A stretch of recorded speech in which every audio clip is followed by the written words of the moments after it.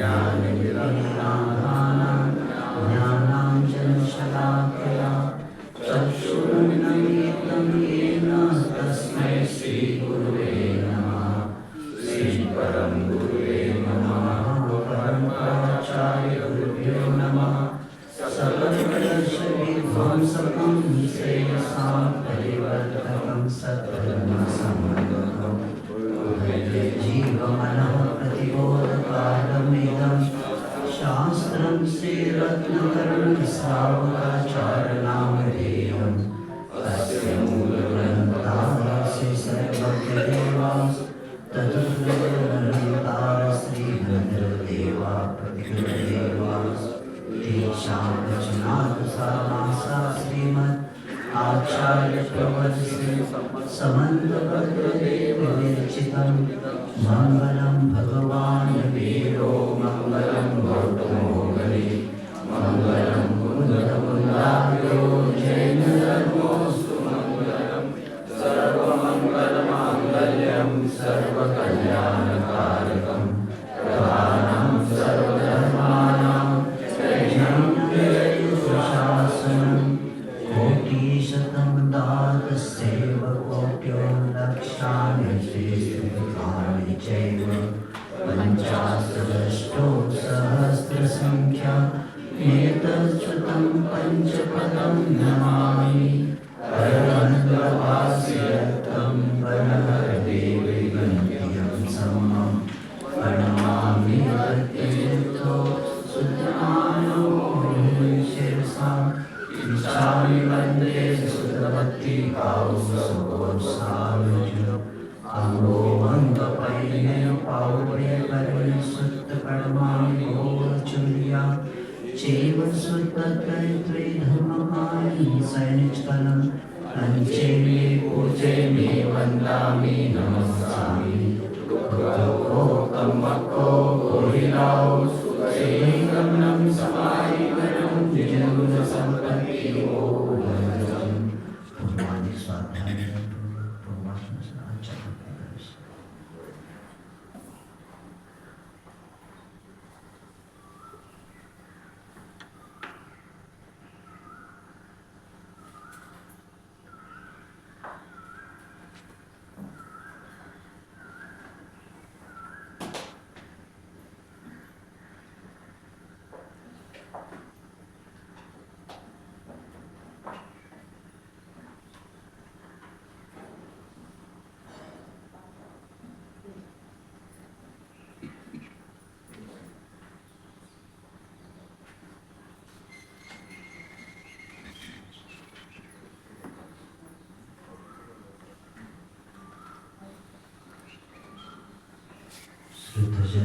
श्रुतजलधिपार्येभ्यः सकलमतिभावनापटुमतिभ्यः सुचरितपोनिधिभ्यो नमो गुरुभ्यो शक्तिसगुणसमके पञ्चविहाचारकरणसञ्जयसे श्रीसान्नुकुशले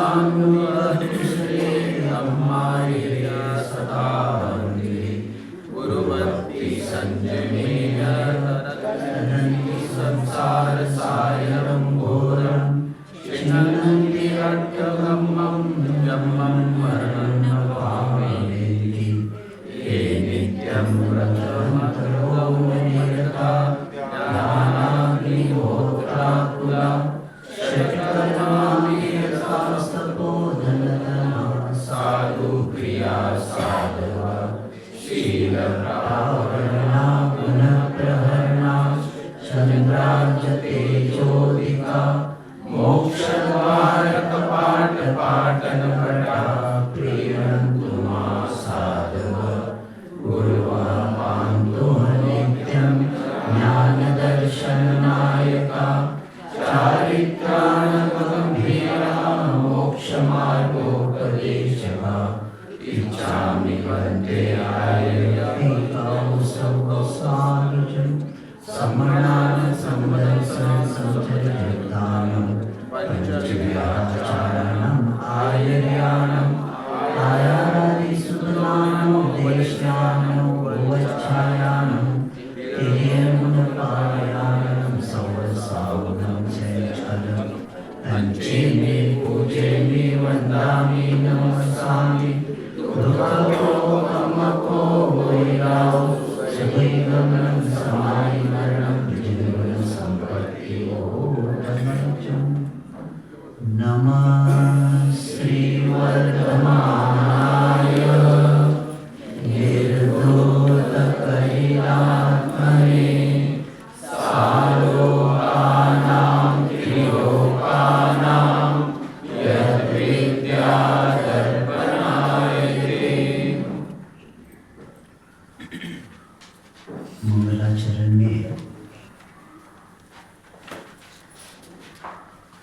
आचार्य समर्पित महामंडराज भगवान के गुणानुवाद के साथ नमस्कार करते हैं, क्योंकि अनंत गुणों का प्रकाशक ज्ञान गुण है। सावधान रहेंगे, क्योंकि कम समय में हमें बहुत कुछ समझ के लेना है जीवन का रहस्य और हमारे उस जीवन का लक्ष्य के लिए यहाँ ज्ञान के बारे में आचार्य कहते हैं, क्योंकि ज्ञान दर्शन उपयोग की ये महिमा है कि उनके ज्ञान की महिमा क्या करें, क्योंकि उन्होंने यद विद्या दर्पणायते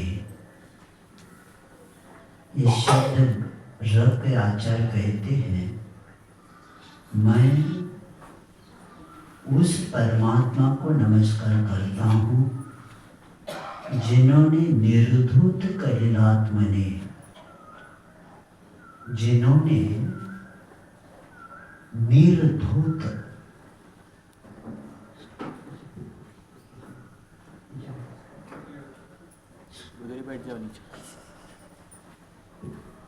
तो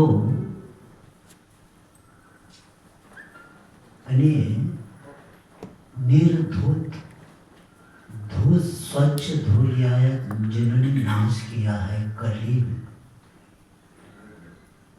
कलिल काल को बताया था पाप, और यहाँ पाप कौन से लेना, 4 घाती कर्म को पाप लेना है, क्योंकि मुनि अवस्था में हिंसा झूठ चोरी आदि का पहले त्याग ही था उनका।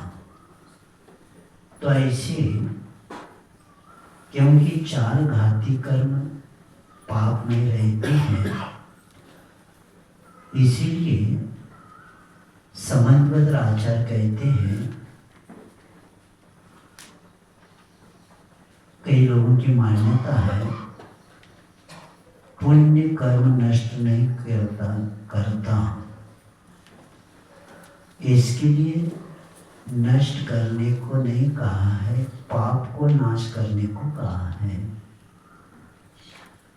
वर्तमान में कई स्वाध्याय प्रेमी का मान्यता है कि पुण्य भी है, उनको यहाँ सावधान किया गया है। गृहस्थ आश्रम में 2 तो क्रिया होती है, एक पुण्य और एक पाप होता है। अगर वो कहेंगे पुण्य भी है तो उनका ये गलत है, क्योंकि समय प्रवचन सार में कहा है पुण्य फल अरहंता, पुण्य का फल क्या है, अरहंत पद। तो इसीलिए पद के अनुसार क्रिया होती है, और ये श्रावकाचार है। तो श्रावकाचार में बताया जा रहा है कि पुण्य कर्म नष्ट नहीं किया गया है, इसके लिए नष्ट करने के लिए नहीं कहे, पाप को ही नाश करने का लक्ष्य बनाना है जीवन का, पुण्य को नष्ट नहीं करना, क्योंकि पाप क्षयात क्षय मोपेति शरीर भाजा। क्या कहा मानतू महाराज जी ने, पाप को नष्ट करने के लिए मैं क्या करता, भक्तामृत स्तोत्र की रचना करता हूँ। यानी अमर कोश में आया है, धर्म कहो, पुण्य कहो, श्रेय कहो, ऐसे 4-5 शब्द, ये सब एकार्थवाचक है। ये क्या है, ये भी एकार्थवाचक है। पुण्य कहो, धर्म कहो या श्रेय कहो, ये क्या है, सब एकार्थवाचक है। इसीलिए यहाँ क्योंकि पुण्य, क्योंकि निर्जरा का स्थान असंख्यात गुणी होता है, पुण्य भी असंख्यात गुणी बढ़ता जाता है, क्योंकि पुण्यानुबंधी पुण्य होता है, पापानुबंधी पुण्य नहीं होता। इसीलिए यहाँ ये बता के आचार्य कहते हैं, देखो कीचड़ को धोने के लिए पानी चाहिए, लेकिन पानी को धोने के लिए पानी की जरूरत नहीं होती। यानी पाप को धोने के लिए पुण्य चाहिए, और पुण्य के पानी को धोने के लिए पानी थोड़ी चाहिए। तो उसी तरह यहाँ बता के कल 1 घंटा विषय इसी पर हुआ था, और आज ऐसे महान आचार्य जो आगे जाकर तीर्थंकर पदवी को प्राप्त करने वाले महान आचार्य की कृति को अपने पढ़ने का सौभाग्य मिला है। और ये आचार्य नमस्कार करने का लक्ष्य ही बताते हैं कि हम भी उनके जैसे बने, जैसे मोक्ष मार्गस्य नेतारम भेतारम कर्मभूवृताम ज्ञातारम विश्व तत्वाना वंदे तद्गुण लब्धे। अब यहाँ इसको यहाँ घटाएंगे हम। नमः श्री वर्धमानाय मोक्ष मार्गस्य नेतारम कर्मभूवृताम, ज्ञातारम नहीं, मोक्ष मार्गस्य नेतारम भेतारम कर्मभूवृताम निर्धूत कलिलात्मने। और सालोकानाम त्रिलोकानाम, और वहां के दूसरे में क्या है, ज्ञातारम विश्व तत्वानाम, यानी वीतराग सर्वज्ञ और हितोपदेशी जो तत्वार सूत्र में मंगलाचरण है, वही यहाँ भी हमें को ज्ञात हो जाता है। और इसीलिए वंदे तद्गुण लब्धे वहाँ शब्द आया है। इसका अर्थ यही है, मैं आपकी वंदना करके क्या करूँगा, आप जैसे बनने की भावना वहाँ रखी है। तो ऐसे नमः श्री वर्धमानाय, कल का थोड़ा सी व्याख्या एक बार दोहराता हूँ।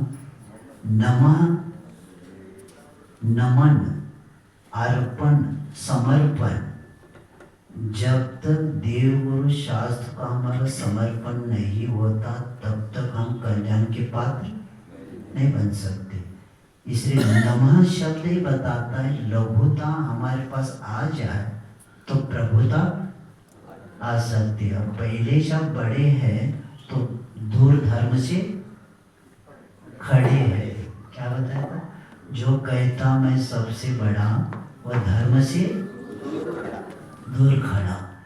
इसीलिए जो जहाँ लघुता है वही प्रभुता आती है, जहाँ लघुता है वहाँ प्रभुता आती है।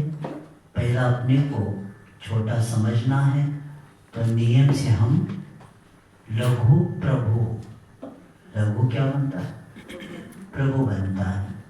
तो इसी भाव को लेके आचार्य उस परमात्मा को नमस्कार करने किया है, और उसका लक्ष्य यही है कि मैं भी तो नमः श्री वर्धमान, कल के शब्द बता तो श्री यानी लक्ष्मी।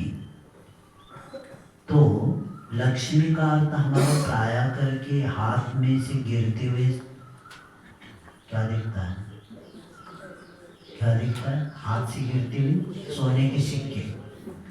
लक्ष्मी के निष्ठे को एक स्त्री को खड़ा किया क्योंकि लक्ष्मी स्त्रीवाचक है, तो उसको क्या किया, लक्ष्मी कहते वही दिखती है। लेकिन लक्ष्मी का अर्थ यहाँ धन वैभव नहीं लेना है, क्योंकि धन वैभव से कल्याण नहीं होता। तो लक्ष्मी का अर्थ यहाँ अंतरंग और बहिरंग लक्ष्मी को जिन्होंने प्राप्त किया। अंतर लक्ष्मी कौन सी, अनंत चतुष्टय, और बहिरंग लक्ष्मी समो शरणादि। ऐसे अनंत चतुष्टय को जिन्होंने प्राप्त किया, ऐसे परमात्मा को हमारा क्या है, नमस्कार है। ऐसे परमात्मा कौन, वर्धमान, क्योंकि हम अंतिम तीर्थंकर के शासन में बैठे हैं, इसलिए किनको नमस्कार किया, वर्धमान स्वामी को किया। लेकिन टीका में भी बताया है, श्री का अर्थ जिन्होंने अनंत चतुष्टय को प्राप्त किया। इसका अर्थ है आदिनाथ भगवान से लेकर पार्श्वनाथ भगवान और वर्धमान। इसका अर्थ क्या हुआ? 24 तीर्थंकर को मैं नमस्कार करता हूँ। कौन? निर्धुत कलिलात्मने, जिन्होंने 4 घाती कर्मों को क्या किया? नष्ट किया है। ये बता के जैन धर्म पुरुषार्थशील है, पहला बताया। आपको क्या बनना पड़ेगा? भगवान देते हैं, सब वही करेंगे, पाप हम करेंगे और भगवान आप आशीर्वाद दे तो हमारा काम हो जाए। नहीं, तो निर्धुत कलात्मन ये शब्द बताता है कि धर्म क्या है? ये जितने बने किसके द्वारा बने? पुरुषार्थ के बिना नहीं बने। इसीलिए पतित से पतित आत्मा भी पुरुषार्थ से पावन बन सकता है। ये पहला यहाँ रख के सालोकानाम त्रिलोकानाम, इन्होंने स आलोक त्रिलोक, लोकाने जहाँ 6 द्रव्य पाए जाते उसको लोक बोलते, और जहाँ सिर्फ आकाश द्रव्य होता है उसको आलोक बोलते।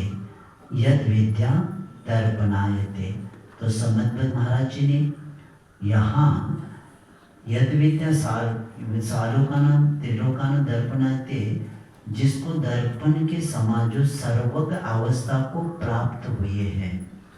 जिस तरह दर्पण के पास वस्तु नहीं आती और दर्पण वस्तु के पास नहीं जाते, दर्पण दर्पण में है, वस्तु वस्तु में है, लेकिन वो पूरे वस्तु क्या करते? दर्पण में प्रतिबिंबित होते हैं।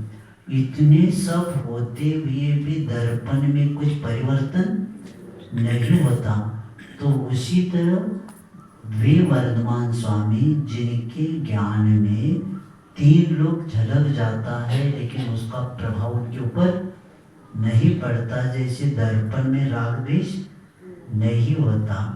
तो ये बता के आचार्य कहते हैं कि जैसे कल बता अंत में बता कर आए थे, जैसे मनुष्य को अपना मुख अपने चक्षु इंद्रिय से नहीं दिखता, पूरा शरीर दिखता है।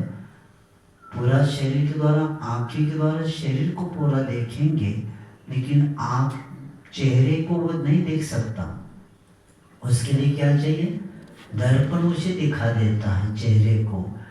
तो उसी तरह आचार्य कहते कि जो पदार्थ मनुष्य के इंद्रिय गोचर नहीं है, ये यहाँ तक जो दीवार तक दिखता है इंद्रिय गोचर माना जाता है, इसके पीछे का इंद्रिय अगोचर माने जाते, और उन्हीं को दिखाने का काम कौन करता?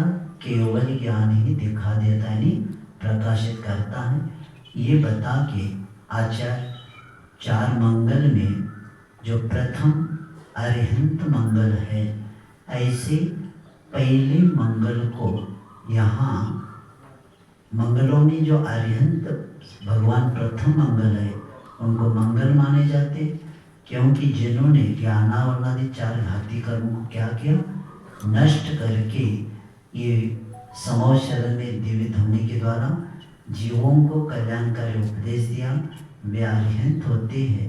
और अरिहंत भगवान उन्हीं वीतरा, सर्वज्ञता और हितोपदेश का इन 3 गुणों का उल्लेख करके वर्धमान स्वामी को इन 3 गुणों से सहित बताया गया है। और ऐसे वे किसके द्वारा प्राप्त किए? तो निर्धुत के लीलात्मा ने बताकर अब यहाँ से दूसरा अपने को श्लोक लेना है। रत्नकल श्रावकाचार्य पढ़ते समय गाथा नहीं बोलना, पद्य नहीं बोलना, श्लोक बोलना। रत्नकल श्रावकाचार्य में श्लोक है, समय सार जी आदि में क्या होता है? गाथा है, छड़ाला में छंद है, और भक्तांबर आदि में पद्य है।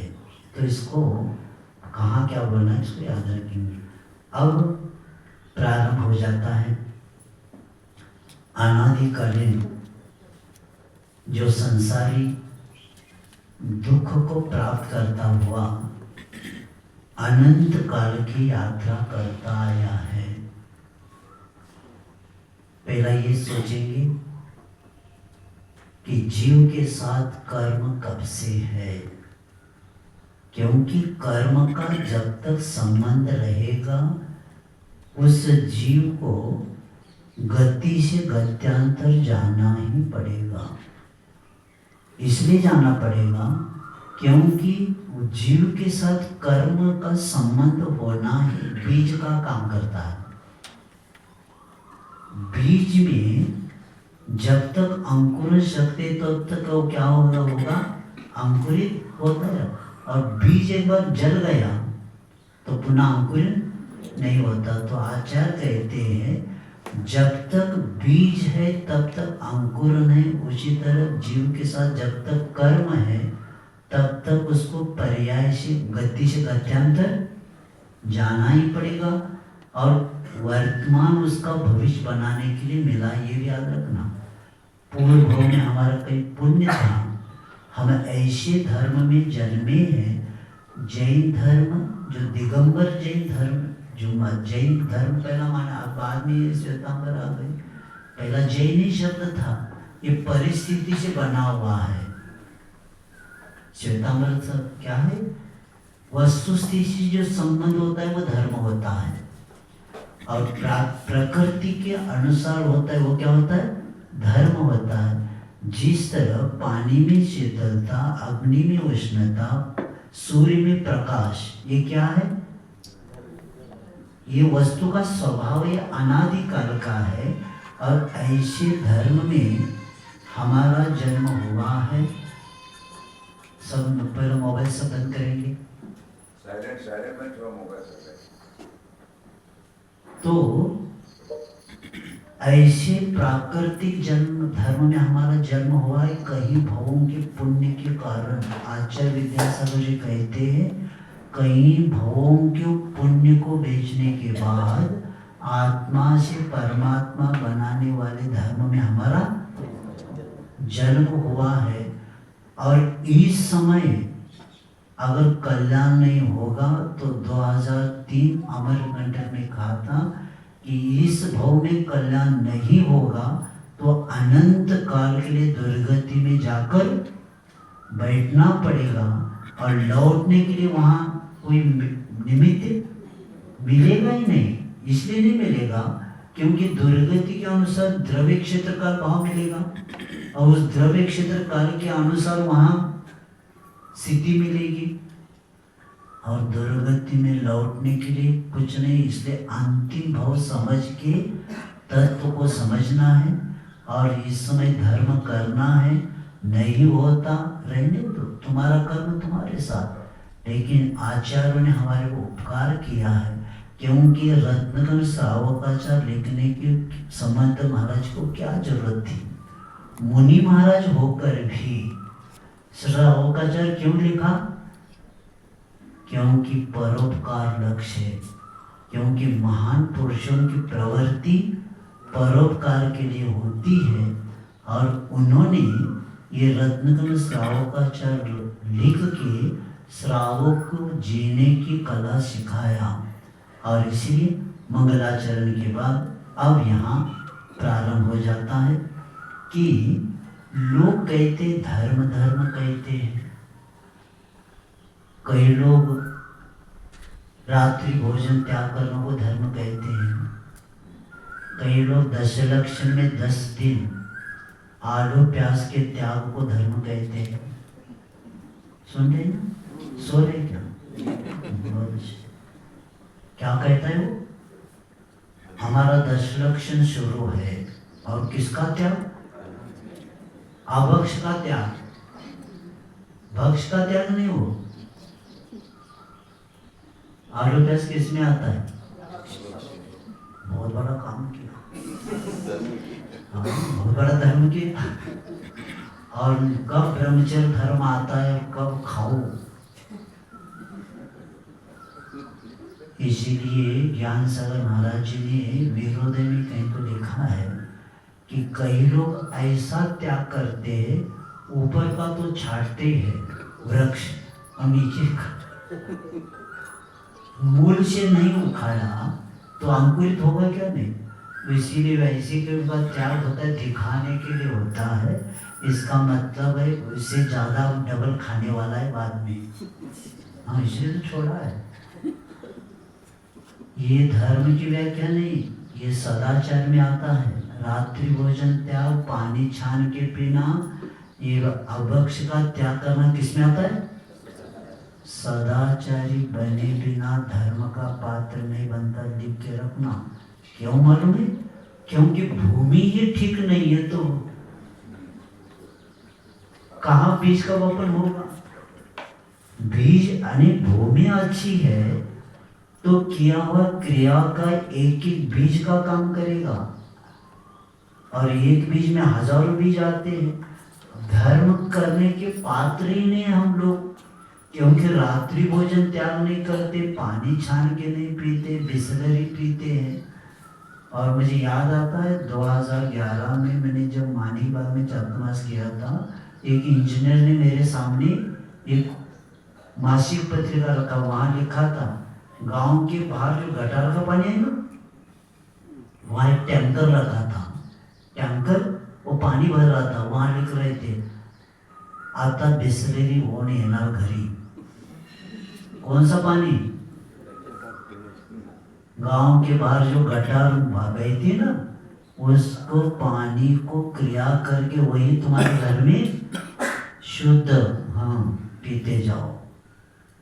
नहीं लिखा था वहां। तो इसीलिए पहला हम सदाचारी बने, शुद्ध भोजन शुद्ध पानी ये पहला हो जाए तो आगे का जीवन बनने वाला है। नहीं तो एक बूंद में असंख्यात जीव रहते हैं, इसलिए सावधान हो जाना। तो अब आचार्य कहते क्योंकि धर्म धर्म सब कहे, धर्म न जाने कोई, धर्म मर्म जाने बिना धर्म कहाँ से हो। तो उसी धर्म की व्याख्या समंत महाराज जी ने बहुत बड़ा उपकार दूसरे श्लोक में ही यहाँ से प्रारंभ हो जाता है। और संसार क्या है, दुख का कारण क्या है और सुख का कारण क्या है, यहाँ बताते। देशयामि समीचीनम् धर्मं कर्म निर्वहणम् संसार दुःखत सत्त्वान्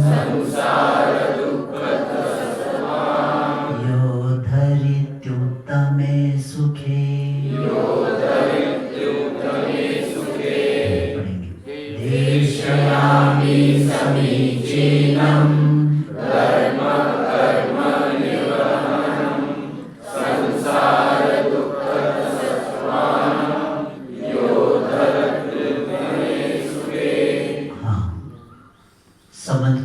कहते हैं मैं कर्म निर्वहणम, कर्मों का विनाश करने वाले उस समीचीन अने श्रेष्ठ, समीचीन अने प्रामाणिकता, संदेह रहित, जिसको दूसरी जगह सम्यक भी कहते हैं, ऐसे श्रेष्ठ धर्मों को क्या करता हूं मैं? कहता हूं। देखो, धर्म अगर समीचीन नहीं हो तो अनेक हो सकते हैं। क्या कहा? धर्म अगर समीचीन, देखो समंत महाराज जी ने समीचीन शब्द लेके इतना बड़ा पूरा धर्म की रीढ़ बताई, क्योंकि कई लोग कहते जैन धर्म प्राचीन, प्राचीन नहीं, धर्म जैन धर्म न प्राचीन है न अर्वाचीन है, वह समीचीन है। प्राचीन कहने से जो वस्तु पुराने होते उसको भी प्राचीन बोलते। इसका मतलब है वो वस्तु बहुत सालों से है इसलिए उसको प्राचीन कर दिया।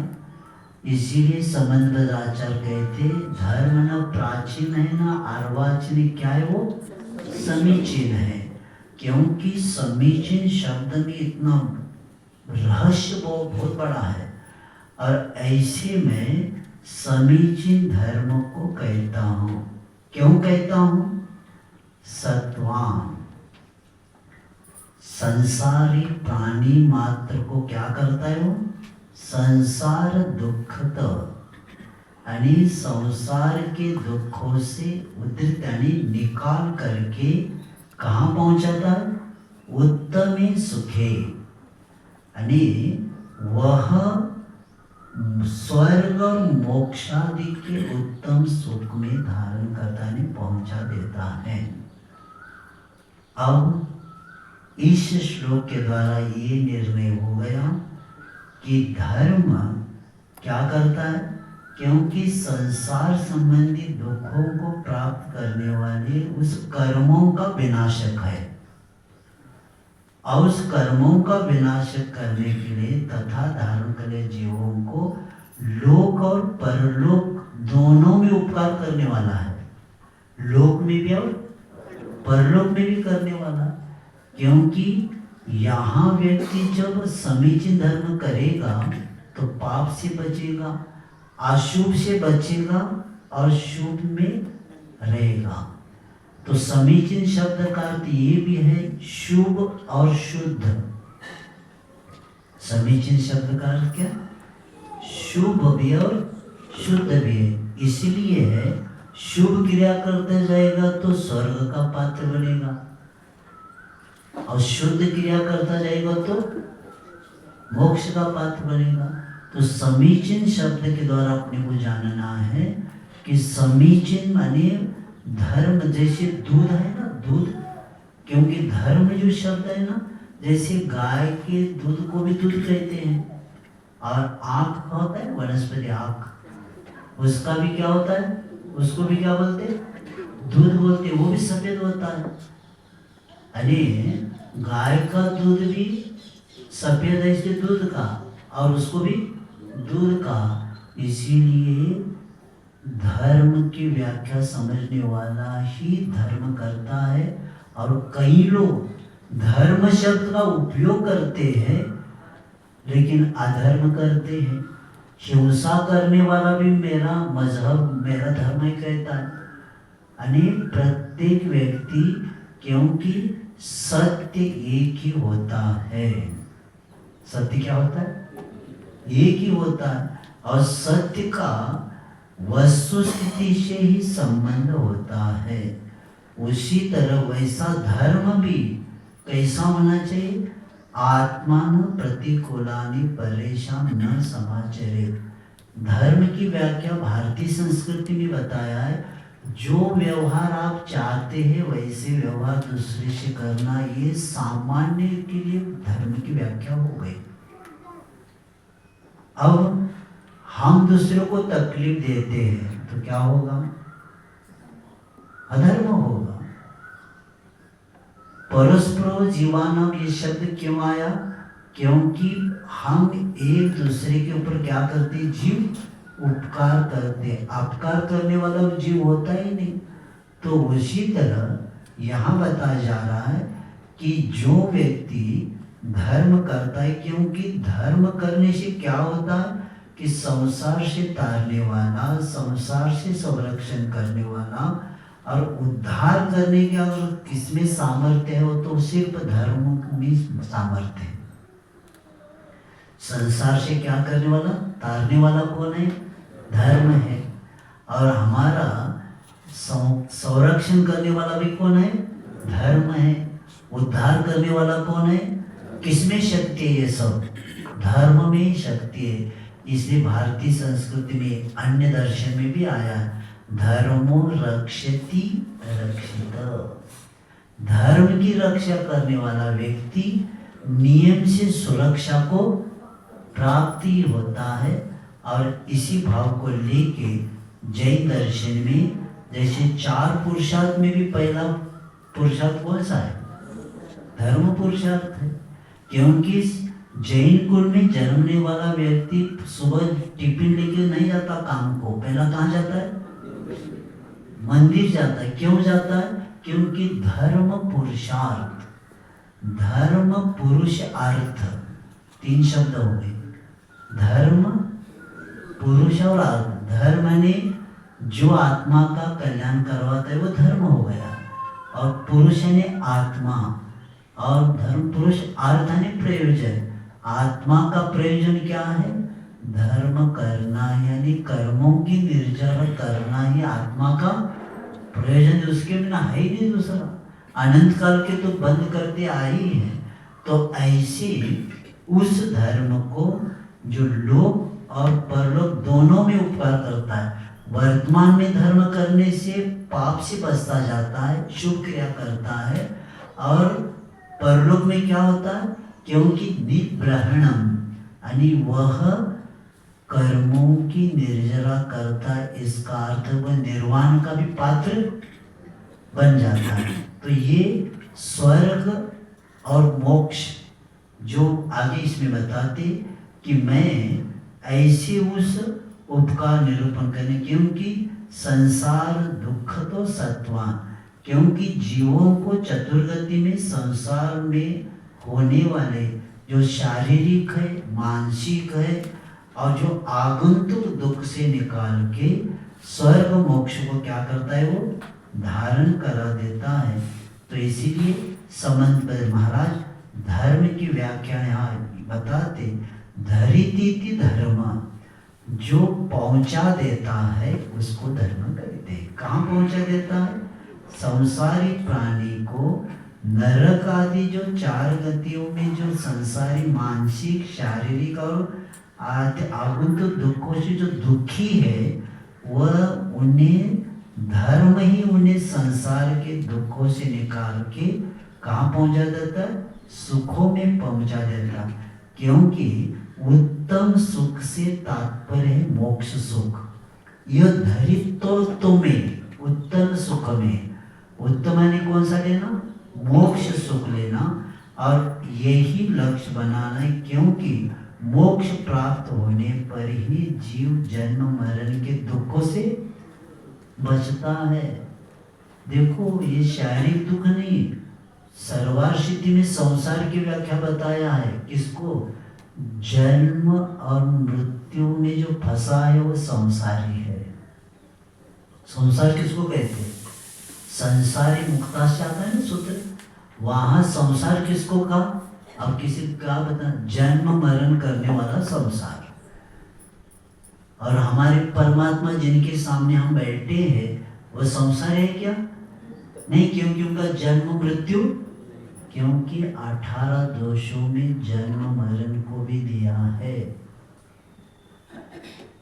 जन्म लेना भी दोष है और मरण को प्राप्त होना भी दोष में दिया। तो इसीलिए जन्म मृत्यु का नाम ही संसार है। इसलिए संसारी मुक्ताश्च, हम लोग क्या है? सब संसारी है, और मुक्त कौन है? परमात्मा है। तो इसी लक्ष्य हमारा मुक्तात्मा बनने का है, और मोक्ष के बिना मुक्तात्मा नहीं बनता। तो इस बात को बताते हुए लक्ष्य बनाना उत्तम सुख है, मोक्ष सुख है। क्योंकि इसी के कारण भी, क्योंकि मोक्ष प्राप्ति के अभाव में, तो आप कहेंगे महाराज हम तो संसारी हैं, हमें तो मिलने वाला नहीं। भैया लक्ष्य तो बनाओ। लक्ष्य बनाने में दरिद्रता क्यों? क्योंकि शब्द आता है ना, तत्वासूत्र में आता है कि आत्मा का स्वभाव क्या है? ऊर्ध्वगमन। आत्मा का स्वभाव क्या? ऊर्ध्वगमन है। जीवो आता है ना, इसमें में आता है वो हाँ, द्रव्य संग्रह में आता है, क्योंकि ऊर्ध्वगमन शब्द आया। आत्मा का स्वभाव क्या? ऊर्ध्वगमन भी है। लेकिन ऊर्ध्वगमन क्यों नहीं हो पा रहा है? क्योंकि उन्होंने उसका संबंध कर्म से, जैसे हम लोग पाठशाला में पढ़ते थे तो पहला बताते थे स्वस्तिक नीचे से ऊपर निकालना। आत्मा का स्वभाव क्या है? ये भी भाव करो पूजन करते समय, क्या करना भाव? स्वस्तिक निकालते समय आत्मा का स्वभाव ऊर्ध्वगमन है, लेकिन कर्म आड़े आए। क्या हो गए? कर्म आड़े, इसलिए क्या बन गया? चतुर्गति बन गया। क्योंकि जब तक कर्म आड़े आएंगे तब तक आत्मा को क्या करना, उस स्वभाव से प्राप्त नहीं कर सकता। ये भी भाव पूजन करते, क्योंकि वहां आया है पूर्व संस्कार के कारण अनंत काल से जीव ने किसकी भावना की थी? सिद्ध बनने की। इसलिए तो उसके साथ कर्म नहीं तो भी वो आत्मा कैसे जाता है? ऊर्ध्वगमन करता है। क्यों किया? क्योंकि कई भवों में उन्होंने भावना क्या की थी? सिद्ध बनने का। तो ये ऊर्ध्वगमन स्वभाव है, लेकिन कर्मों के कारण वह क्या होता है इस संसार में? तो भाव यही रखेंगे कि उनका लक्ष्य तो एक मोक्ष सुख को ही और होता है, परंतु उसके अभाव में स्वर्ग आदि का सुख तो स्वयं प्राप्ति होता है। बताइए, किसान अपने खेत में बीज का वपन करता है, किसके लिए करता है? अन्न प्राप्ति के लिए। क्या कड़वा आ जाए पलाल के लिए? किस लिए करता है? अन्न प्राप्ति के लिए करता है। परंतु अन्न प्राप्ति के समझ लीजिए बारिश नहीं हुई, कुछ कमी रह गई, तो अगर अन्न प्राप्ति के अभाव में पलाल उसमें फ्री में मिलता है, जिसको कड़वा बोलते हैं ना पलाल, अब वो जब स्वयं मिल जाता है, ये सिर्फ पलाल प्राप्ति के उद्देश्य से खेती नहीं करता। उसी तरह आचार्य कहते मोक्ष सुख के लिए पुरुषार्थ करो, और नहीं मिलेगा तो स्वर्ग तो मिलेगा ही। यही लक्ष्य बना के धर्म करना है। भौतिक पदार्थ के लिए धर्म करेंगे तो निष्काम पूजा, निष्काम भक्ति से ही अनंत शक्ति के द्वार खुल जाते। सकाम धर्म साधना नहीं करना, उससे ज्यादा मिलने वाला और कम क्यों मांगते तुम? मिलने वाला तो ज्यादा धर्म करते समय, और कह दिया मेरा कोर्ट का काम हो जाए, हो गया मेरा, होगा उससे ज्यादा कहो, उससे ज्यादा काम होने वाला था। क्योंकि बीज पर जैसे किसान को विश्वास है, उसी तरह आत्मा को धर्म पर विश्वास रखना ही पड़ेगा। नियम से फल मिलने वाला है। क्योंकि किसान जैसे जानता मैंने इतना परिश्रम किया है तो मुझे फसल इतना आना ही चाहिए, उसी तरह धर्मात्मा को याद रखना है मैं धर्म किया है। क्योंकि आचार्य विद्यासागर जी कहते संसार में सबकी चोरी होती है लेकिन पुण्य की चोरी। तो इस दृष्टि से धर्म करना है, और उस धर्म करते समय आचार्य कहते हैं कि संसार के दुखों से निकाल के जो स्वर्ग मोक्षादि के उत्तम सुख में पहुंचा देता है उसको क्या कहते? धर्म कहते। रत्नगर साहूचार्य की विशेषता है, जो पहली बार धर्म शास्त्र पढ़ रहा है मंगलाचरण में समझ में आ गया। अब यहाँ क्या बताया कि 3 शब्द याद रखेंगे, इसका निष्कर्ष क्या है? दूसरे श्लोक का निष्कर्ष ये है कि संसार में दुख है। क्या है? संसार में दुख है, लेकिन दूसरा दुख का कारण अपने अपने कर्म है। दुख का कारण क्या है? दूसरों को दोष नहीं देना, अपने अपने कर्म है। तीसरा क्या है? धर्म ही प्राणी मात्र को क्या करता है? दुखों से छुड़वाकर न केवल सुख नहीं किंतु उत्तम सुख को प्राप्त करवाता है। इसीलिए देखो, वृष्टि के बिना, मेघ के बिना पानी नहीं आता, बीज के बिना वृक्ष नहीं बनता, और उसी तरह नींव के बिना महल खड़ी नहीं होती। उसी तरह धर्म के बिना सुख नहीं मिलता। तो आज आपको निर्णय करना है, सुखस्य मूलम धर्म। सुख का मूल क्या है? धर्म है, धन नहीं। और धन धर्म के करने के बाद जो पुण्य होता है उस पुण्य से ही आगे बढ़ता है। इसलिए जैन कुल वालों को पहला कहा है धर्म पुरुषार्थ। जो परिवार मंदिर जाता है, पूजन आदि करता है, वही पुण्यानुबंधी पुण्य करता है। और जिस परिवार के लोग पूर्वजों ने कमा के रखा है, अगर वो धर्म नहीं कर रहे तो समझ लेना पुण्यानुबंधी पाप। जो बड़े बड़े परिवार है, करोड़पति रोडपति बनने में समय नहीं लगता, क्योंकि पहले के बीज खाता रहा, आटा बना के धर्म किया ही नहीं। सावधान करो अपने बच्चों को, क्योंकि अगर आपके परिवार की पीढ़ी आगे की मंदिर में नहीं जा रही तो समझ लेना बीज को आटा बना के खा रहे, क्योंकि एक बीज हजारों बीज देने वाला था, वो बोया नहीं। उन्होंने क्या किया, बिना धर्म करते हुए पहले पुण्य के कारण उसको क्या करता, क्या खाता गया, और अगले सीजन को बोने के लिए कुछ अभी नहीं तो अगले सीजन की क्या करना। इसलिए बीज राख फल भोगवे, क्या शब्द है ये? जैनों के प्रत्येक घर में इसको सेंटेंस में लिखना पड़ेगा, बीज राख फल भोगवे। यानी पहले के बीज को जो हमें पूर्वजों ने दिया है उसकी सुरक्षा ने क्या, पुण्यानुबंधी पुण्य करेंगे तो बीज की सुरक्षा होगी। और बिना धर्म करते हुए जिएंगे तो क्या हो जाएगा, बीज समाप्त हो जाएंगे। और करोड़पति बड़े बड़े परिवार का इतिहास बहुत पास से हम लोग देख भी रहे, देखे भी लोगों ने, और अभी भी देख रहे हैं। इसलिए जैन समाज क्यों गरीबी की ओर गया, करोड़पति उद्योगपति क्यों समाप्त हो गए, क्योंकि उनके घर में लोग धर्म करने वाले थे नहीं।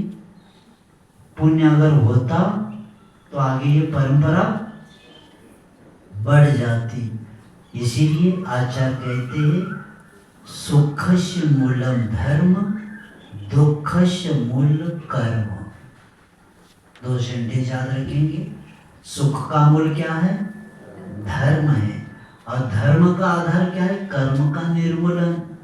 क्योंकि इसी से जो दुख दूर होता है, इसी से दुख दूर होता है। और इसीलिए वर्तमान में अगर देखो धर्म कर्म को दूर करने वाला है, इसलिए तो समंत पदार्थ ने समीचीन शब्द रखा। यानी यही धर्म क्या करने वाला, कर्मों की निर्जरा करने वाला। क्योंकि जो भी हम क्रिया करते हैं, इसीलिए अब देखो यहाँ क्या बताया, कर्म निर्वहरण। इसका अर्थ क्या है कि धर्म का संबंध आत्मा से है। इसलिए क्या आता है शब्द, जैन धर्म आत्मधर्म है। क्यों का, क्योंकि कर्मों की निर्जरा करना है तो कौन सा धर्म करना पड़ेगा, जैन धर्म करना पड़ेगा। क्योंकि कर्म किससे जुड़ा है, शरीर से, आत्मा से। इसलिए याद रखेंगे कि जैन धर्म आत्मधर्म। क्यों, क्योंकि दुखी आत्मा को सुखी बनाने वाला। क्योंकि कर्मों की निर्जरा इसके बिना होता ही नहीं, और कर्मों की निर्जरा होना ही धर्म है, और कर्म का बंद करना ही क्या है, अधर्म है। क्योंकि शुभ भी कर्म होते और अशुभ भी होते, तो अशुभ से बचना यह धर्मात्मा का लक्षण माना गया। अशुभ से बचकर शुभ, साता वेदनी के लिए काम करना, असाता का नहीं करना। हिंसा झूठ चोरी कुशित परिग्रह किसके लिए है, असाता का कारण है। और देव पूजा गुरुपास्ती स्वाध्याय संयम तप और दान ये किसके लिए, साता वेदनी के लिए काम में आते हैं। और इसलिए षट कर्म जिस परिवार में होते, जिनसे महाराज जी ने बताया कुलचर्या, 53 क्रिया में 19वीं लगता है वो क्रिया है। तो उन्होंने क्या कहा, जो परिवार कुल चेरा नहीं करता वह कुल अन्य कुल में परिवर्तित हो जाता है। बच्चे कहते क्या धर्म नहीं करते बैठे तुम, खाओ पियो मजा करो, और कुल चर्या वो क्या करते, छोड़ देते। कुल चर्या छूट गई, क्या हो गया, अन्य कुल भी परिवर्तित हो गया।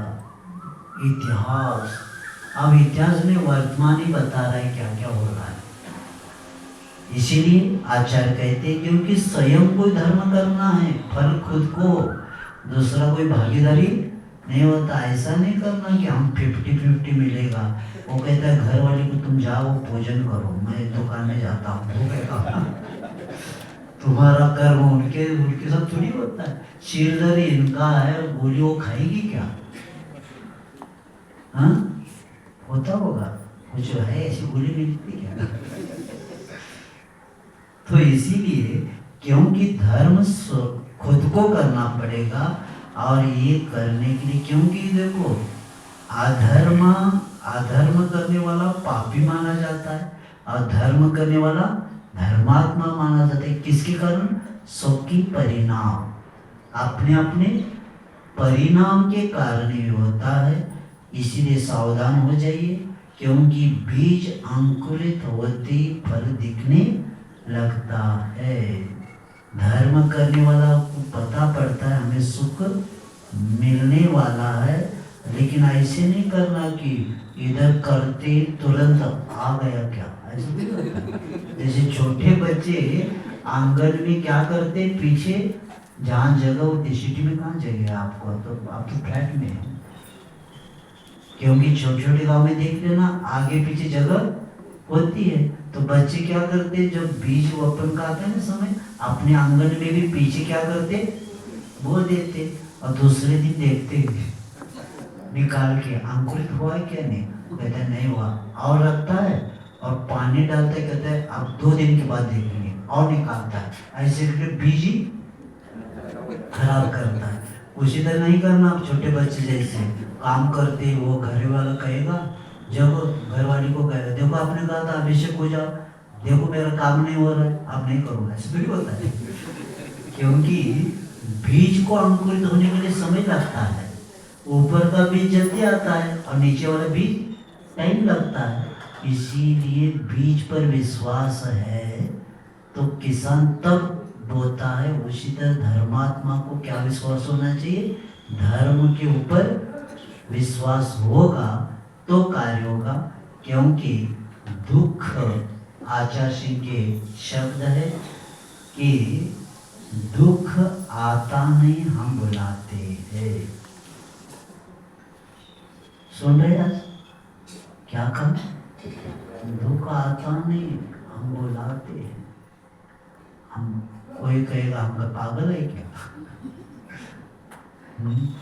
बताओ, हमने कर्म को निमंत्रण दिया, वो बहुत स्वाभिमानी है। कौन? कर्म। एक बार निमंत्रण दिया, आप कितना भी मना करिए, वो कहता है मैं तो समय पर, मुझे जब उदय यानी मैं, मुझे जो निमंत्रण दिया उस समय में आऊंगा, छुप के भी बैठेगा तो छोड़ूंगा नहीं। क्योंकि कर्म को किसने निमंत्रण किया? हम स्वयं ने किया। अब ऐसे कर्म जो हमने निमंत्रण दिया तो फल देगा ही। इसलिए दुख आता नहीं हम बुलाते हैं। हंसते हंसते कर्म किया और उदय में आएगा भैया, भोगना पड़ेगा। और ये भी है, हंसते हंसते कई लोग साथी भी मिल जाएंगे, लेकिन कर्म का उदय अकेले को आएगा। उसका कर्म उसको भी आएगा, लेकिन आगे पीछे भी होने की संभावना है। क्योंकि स्थिति अनुभाव उसका क्या होता है, किसी का कम किसी को ज्यादा होता है। इसलिए कर्म करने में हम स्वतंत्र है, लेकिन भोगने में हम परतंत्र होना ही पड़ता है। जो आत्मा को परतंत्र कौन करता है? कर्म तो करता है। इसलिए कर्म करते समय जैसे प्रत्येक पग को देख के रखते हैं, उसी तरह प्रत्येक क्रियाएं सावधानता से करना है, नहीं तो उसको भोगना ही पड़ता है। इसलिए आचार्य कहते हैं हमें धर्म एक ऐसा है कि वह अनंत काल को भी शांत कर सकता है। धर्म में शक्ति है, लेकिन अधर्म क्या करता है?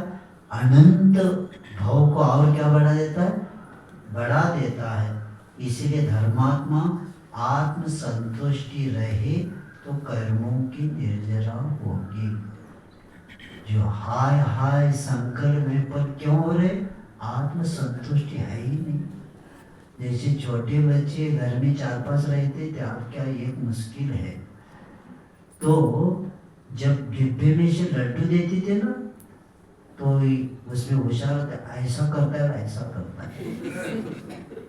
संतुष्टि है ही नहीं उसके पास, वो अध्याय वो खा भी नहीं रहा, दूसरा मांग रहा है। उसी तरह संसारी आत्म संतुष्टि है ही नहीं और अपेक्षा करता, EMD कभी है ही नहीं, AMD और करता जा रहा है। और कर्मों की निर्जरा कब होगी भैया? तो ये बता के आचार्य सुख का कारण धर्म है, दुख का कारण। अब एक श्लोक होती मन में शब्द आता है धर्म। धर्म क्या? अब धर्म की व्याख्या देखो, रत्न श्रावण की विशेषता है, एक श्लोक होता है मन में प्रश्न आता है, धर्म सुख का कारण है, अब वो धर्म क्या? अब देखो धर्म की व्याख्या 3 नंबर के श्लोक में, वो धर्म कौन सा है जो हमें सुख देने वाला है, उसको बताते हैं। सददृष्टि ज्ञान वृत्तानि धर्मं धर्मेश्वरा विदुः यदीय प्रत्यनीकानि भवन्ति भवपद्धति सददृष्टि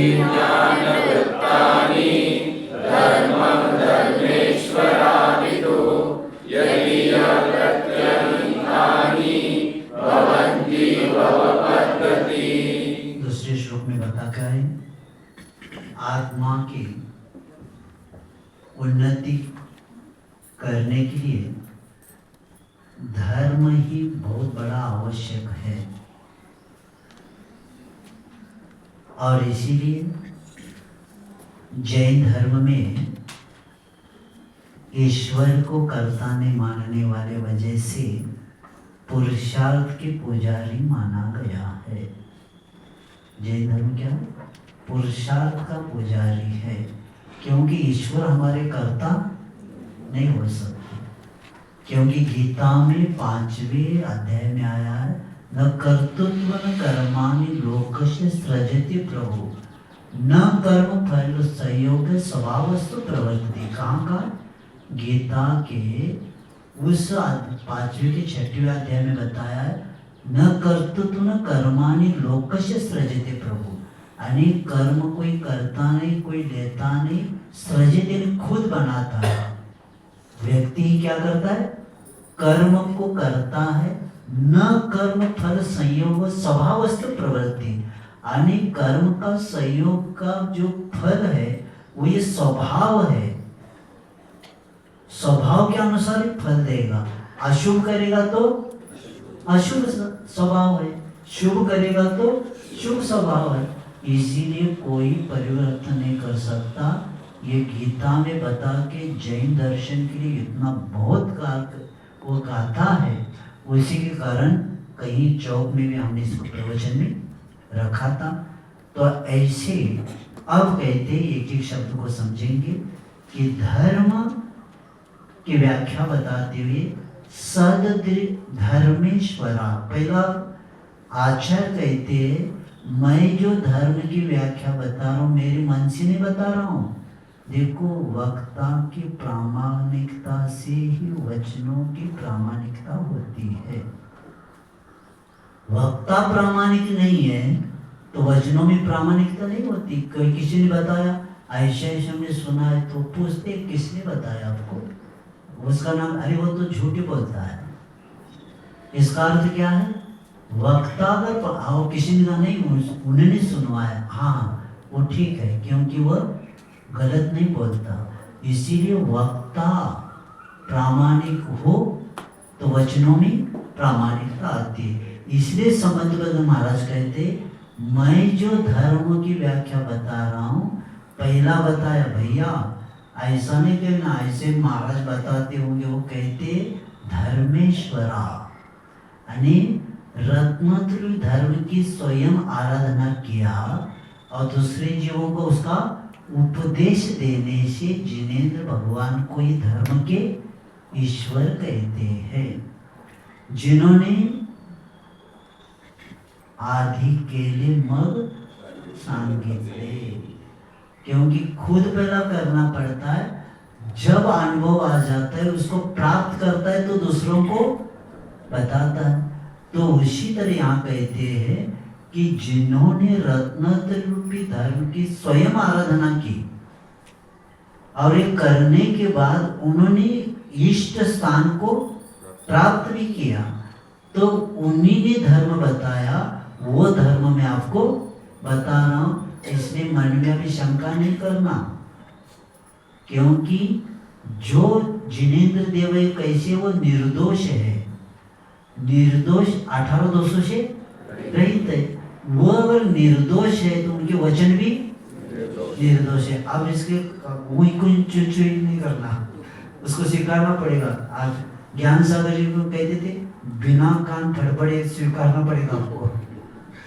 आचार्य जी कहते थे, ज्ञान सागर जी कहते थे कि को जिनवानी में शंका नहीं करना, बिना कान फड़फड़े सुनना अच्छे से, उसको जीवन में उतारना।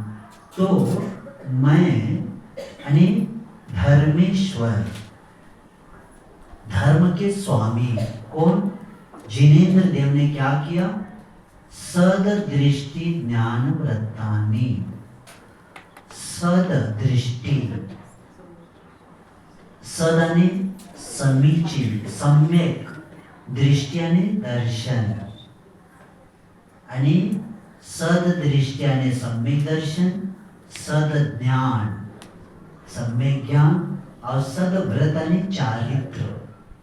इसका अर्थ क्या हो गया, सम्यक दर्शन, सम्यक ज्ञान, सम्यक चारित्र को ही धर्म कहा।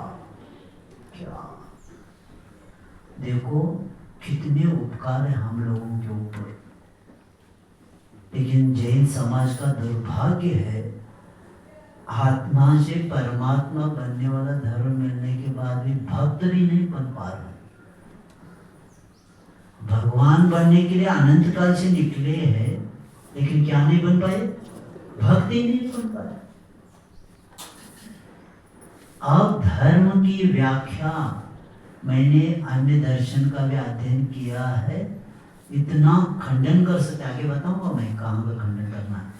तो ऐसे सम्यक दर्शन, सम्यक ज्ञान, सम्यक चारित्र को ये धर्म कहा।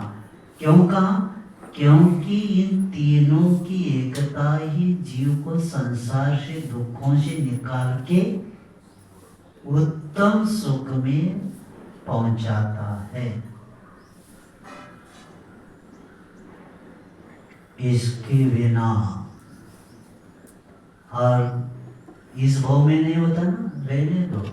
किसी भी भाव में कल्याण की भावना होगी तो यही तो मिलना, वर्तमान में मिल रहा है उसको नहीं समझ पा रहे, आगे की क्या गारंटी।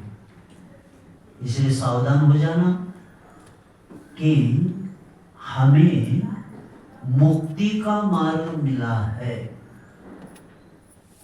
और उसका मंजिल के साथ मार्ग भी चर्चा है। यहाँ क्या सुना, सुन रहे, मंजिल के साथ मार्ग भी चर्चा है, क्योंकि सर्वासिद्धि की रचना यानी जब हुई तब भूमिका बनाते समय आचार्य पूज्यपाद महाराज जी ने क्या किया कि एक प्रत्याशनिष्ठ जिसकी आत्म कल्याण की तीव्र लालसा है। ऐसा एक व्यक्ति मुनि परिषद में गया है और वह देख रहा है कोई मुनि महाराज ध्यान कर रहे, कोई पढ़ रहे, कोई और क्रिया करे, कोई उठते बैठते समय उनको देखकर एक भव्य के मन में भाव आया कि ये जो कुछ क्रिया कर रही है अलग ही है। यानी अपने शरीर के द्वारा मोक्ष मार्ग बता रहे थे वे, बिना बोल नहीं रहे थे वे, सिर्फ वो देखकर भव्य जी को लगा ये जो क्रिया कर रही है कल्याण की क्रिया लगती है। तो उन्होंने पूछा कि आत्मा का हित किसमें है, और वे निर्ग्रंथ मुनिराज कहते हैं आत्मा का हित मोक्ष में हो गया। दो ही प्रश्न, पहला प्रश्न क्या किया, आत्मा का हित किसमें है, तो उत्तर क्या दिया, मोक्ष में है। तुरंत वो कहते हैं कैसे प्राप्त करना, तो सम्यक दर्शन ज्ञान चारित्राणि मोक्ष मार्ग। क्या ऐसी भूमिका आचार्यों ने बताया। देखो वहां सम्यक दर्शन ज्ञान चारित्र को मोक्ष का मार्ग बताया, और यहाँ सम्यक दर्शन ज्ञान चरित्र को धर्म का। ऐसा क्यों, क्योंकि ये श्रावकाचार है। ये क्या है, श्रावक को मार्ग नहीं पता ना, वो घबराएगा। उसको क्या पहले बताना पड़ेगा, धर्म बताना पड़ेगा, क्योंकि धर्म बताएंगे सुख का कारण है, उसके पहले श्रद्धा तो आ जाए। जिसके पास कुछ श्रद्धा ही नहीं है उसको मार्ग बताएंगे तो क्या होगा, भटक जाएगा वो, क्योंकि जाते रुक जाएगा। इसलिए अन्य दर्शन और जय दर्शन में क्या अंतर है, बुद्धम शरणम गच्छामि और धम्मम शरणम पवज्यामि, दोनों में बहुत अंतर है। यानी मैं आ रहा हूँ, जा रहा हूँ शरण में, इसका मतलब है बीच में रुक भी सकता है, लौट भी सकता है। और जय दर्शन क्या है, धम्मम शरणम पवज्यामि, मैंने प्राप्त किया, अभी हम लौटने की जरूरत है। इसको बोलते दर्शन की पूर्णता है यहाँ, और वहां पूर्णता नहीं है। क्यों नहीं, क्योंकि वे रास्ते में है। वो क्या है, रास्ते में है, और रास्ते में इसका मतलब है वो सही है क्या नहीं क्या पता, क्योंकि मध्यम निकाय में खुद महात्मा बुद्ध ने लिखे, क्योंकि मैं केशवच करता था, मैं एक भूत पर दया भाव रखता था, मैं हाथ में आहार करता था, मैं 3 घर 4 घर छोड़ के ऐसे नियम के आहार करता था, लेकिन मुझे भूख और प्यास सहन नहीं हुआ, इसलिए मैंने मध्यम मार्ग निकाला।